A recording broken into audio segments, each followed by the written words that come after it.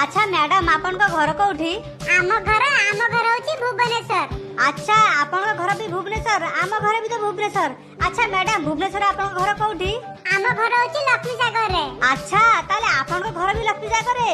अरे मैडम आम घर तो लक्ष्मी सागर रे। अच्छा मैडम ये लक्ष्मी सागर कोठी? अरे लक्ष्मी सागर गुटे साई मंदिर नहीं, सेई साई मंदिर आगु गले आम घर पड़िबो।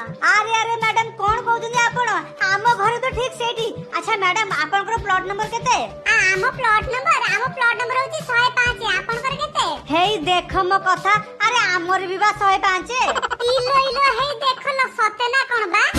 आइए हेटी बा सारे जदी आपन मान को घर गोटिए शहर रे, गोटिए एरिया रे, गोटिए गली रे, गोटिए प्लॉट नंबर रे, ताले आपन दुहे दुहे को चिरी नांती केमिति? आइए हेटी बा कंडक्टर भाई ना किए कहिला हमें दुहे दुहे को चिरिनु? अरे आमे बा दी जण स्वामी स्त्री।